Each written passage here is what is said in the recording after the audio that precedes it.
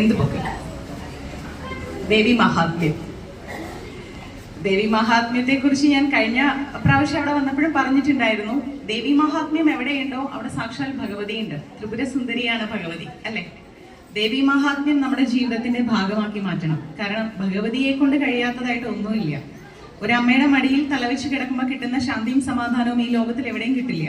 Correct അല്ലേ? ഒന്ന് വീണാലും എന്തൊരു പ്രശ്നം വന്നാലും ആദ്യം വിളിക്കുന്നത് അമ്മയെന്നാണ്.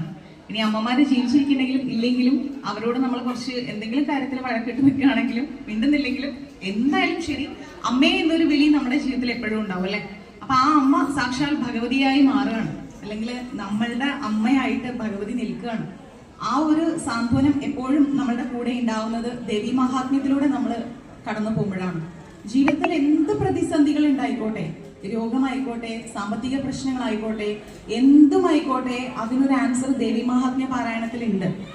നിങ്ങൾ വിചാരിക്കും ഒരുപാട് സഹസ്രനാമങ്ങൾ ഞാൻ ചൊല്ലുന്നുണ്ട്, ഗീത വായിക്കുന്നുണ്ട്, ഭാഗവതം വായിക്കുന്നുണ്ട്, നാരായണീയം വായിക്കുന്നുണ്ട്, ഡെയിലി അമ്പലത്തിൽ പോകുന്നുണ്ട്, പക്ഷെ എൻ്റെ ജീവിതത്തിൽ വലിയ മാറ്റങ്ങളൊന്നുമില്ല എന്ന് ചിന്തിക്കുന്നിടത്താണ് ദേവി മഹാത്മ്യം നമുക്ക് ഉത്തരം നൽകുന്നത്. അത്രയും പവർഫുൾ ആണ്